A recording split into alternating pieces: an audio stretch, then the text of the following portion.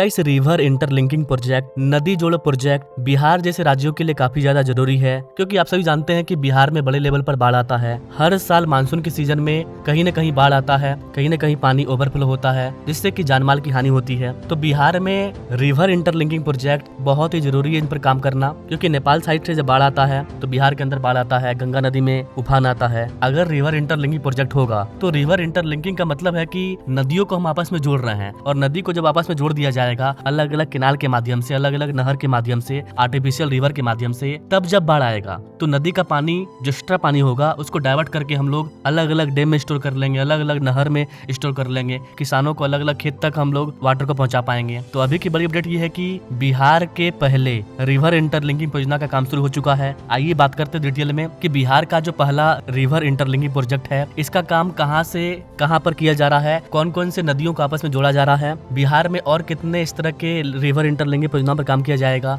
आइए बात करते हैं डिटेल में बिहार सरकार और सेंट्रल गवर्नमेंट दोनों का क्या प्लानिंग है, कैसे बिहार को बाढ़ से निजात दिलाया जाएगा। नमस्कार, welcome to all India Bihar में विकास।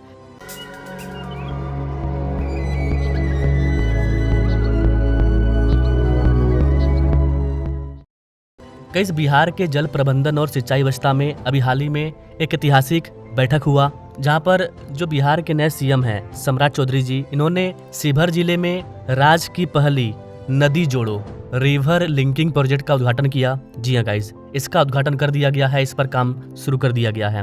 इसके अंतर्गत क्या क्या किया जाएगा, तो गाइस रिवर इंटरलिंकिंग के साथ साथ बेलवा डैम से बागमती नदी का पानी लिंक चैनल के माध्यम से मुजफ्फरपुर के मीनापुर में स्थित जो बूढ़ी गंडक नदी है उसकी ओर प्रवाहित किया जाएगा।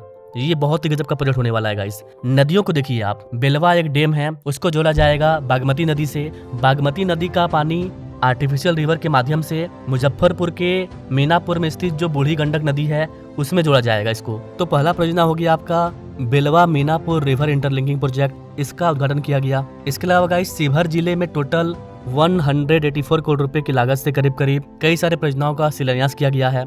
राज्य के अंदर जल सुरक्षा, सिंचाई का विस्तार, बाढ़ प्रबंधन, इन चीजों को प्राथमिकता दिया जा रहा है। अभी चूंकि मानसून का टाइम है तो इस टाइम वाटर का काफी ज्यादा प्रॉब्लम देखने को मिलेगा। न केवल बिहार गवर्नमेंट बल्कि सेंट्रल गवर्नमेंट के भी यहाँ पर एक प्लानिंग है। प्रधानमंत्री नरेंद्र मोदी के समेकित जल संसाधन प्रबंधन, इस वाले विजन को धरातल पर उतारा जाएगा। इसके अंतर्गत बागमती बूढ़ी गंडक रिवर लिंक परियोजना, इसके अंतर्गत बेलवा यानी कि शिवहर से मीनापुर यानी कि मुजफ्फरपुर के बीच में 68.8 किलोमीटर लंबा एक लिंक चैनल को बनाया जाएगा। एक प्रकार से आर्टिफिशियल किनाल को बनाया जाएगा। इस वाले परियोजना का मेन उद्देश्य जो बाढ़ का जो एक्स्ट्रा पानी है इसका बेहतर प्रबंधन हम कर पाएंगे, और बाढ़ के एक्स्ट्रा पानी को हम लोग एक जगह पर लाकर के स्टोर कर पाएंगे, जिससे कि हमारा सिंचाई का क्षमता बढ़ेगा। और यहाँ पर जो पानी हम स्टोर करेंगे गर्मी के सीजन में हम इसका यूज कर पाएंगे। किसानों को पानी मिल जाएगा हर साल, गर्मी के मौसम में भी, हर मौसम में वो खेती कर पाएंगे अपने अकॉर्डिंग, जिससे कि ग्रामीण अर्थव्यवस्था को एक नई मजबूती मिलेगी। पूर्वी चंपारण के सीमा से सटे बेलवा में एक डैम बना है, और डैम के शुरू होने से शिवहर, सीतामढ़ी और मुजफ्फरपुर जिलों को सीधा लाभ मिलेगा। रिपोर्ट के अकॉर्डिंग इस वाले परियोजना से करीब करीब 50 लाख किसानों को लाभ मिलेगा।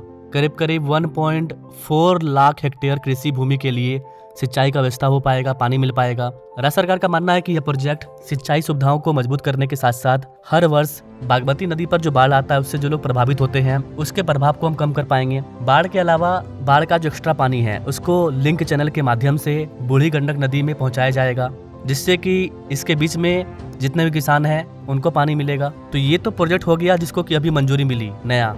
लेकिन अगर आप जानना चाहते हैं कि बिहार का सबसे बड़ा रिवर इंटरलिंकिंग प्रोजेक्ट कौन सा है, तो गाइस सबसे पहले आप ये दिमाग में लाइए कि बिहार में सबसे ज्यादा बाढ़ कहाँ पर आता है।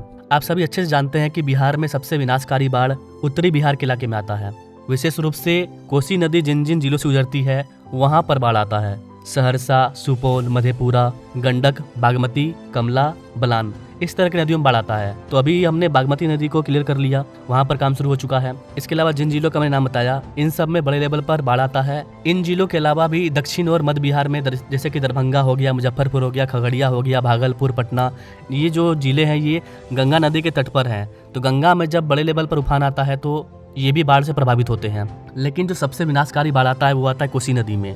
तो हम लोग कोसी नदी पर एक सबसे बड़े रिवर इंटरलिंकिंग परियोजना पर काम कर रहे हैं। इस वाले परियोजना का नाम है Kosi Mechi river interlinking project, जहां पर कोसी नदी को मेची नदी से जोड़ा जाएगा।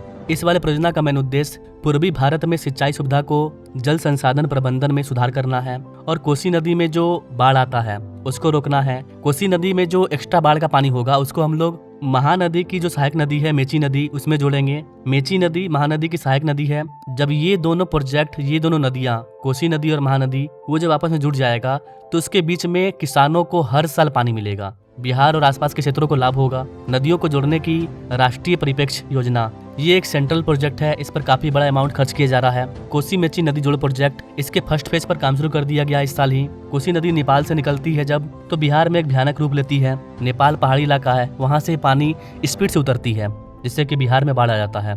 तो ये बिहार का सबसे बड़ा रिवर इंटरलिंकिंग प्रोजेक्ट है और इस वाले परियोजना के पूरा हो जाने पर कोसी और सीमांचल क्षेत्रों को काफी ज्यादा फायदा होगा, उनको बाढ़ से निजात मिल जाएगा। इसके पहले चरण का जो काम है वो बिहार के सुपौल जिले के बीरपुर में भेंगा नदी में शुरू किया गया है। इसके अंतर्गत करीब करीब 6,282 करोड़ रुपया खर्च किया जाएगा। इसके लिए बाढ़ग्रस्त कोसी नदी के एक्स्ट्रा पानी को महानदी के सहायक नदी मेची नदी में मोड़ने के लिए 76 किलोमीटर लंबा एक एक्स्ट्रा नहर, एक आर्टिफिशियल केनाल का निर्माण किया जाएगा। अगर ये बन जाता है तो इससे न केवल बार बार जो बाढ़ से प्रॉब्लम होता है उसका समाधान परमानेंट हो जाएगा, इसके साथ साथ कोसी और सीमांचल क्षेत्रों में लगभग 2.25 लाख हेक्टेयर एरिया को सिंचाई करने के लिए पानी मिल जाएगा। तो पहले चरण का निर्माण कार्य शुरू हो चुका है। अगले चरण के लिए डीपीआर तैयार किया जा रहा है। फर्स्ट फेज में अपने लोग 41 किलोमीटर लंबा और 400 मीटर चौड़ा एक विशाल आर्टिफिशियल केनाल को बना रहे हैं। जी हाँ guys, can you imagine 400 metre चौड़ा केनाल। 400 मीटर चौड़ा अपने आप में मायने रखता है। ये एक बड़े से नदी के बराबर होगा, यानी कि आर्टिफिशियल नदी को बनाया जा रहा है। पहले फेज में 41 किलोमीटर लंबा, चौड़ाई 400 मीटर। बिहार के कोसी नदी में जो बाढ़ आता है ये इसका परमानेंट सोल्यूशन निकाल सकता है। कोसी बैराज पूर्वी कोसी नहर के माध्यम से कटैया जल विद्युत संयंत्र को पानी की आपूर्ति करता है, जहां से यह मुख्य सिंचाई नहर में बहता है।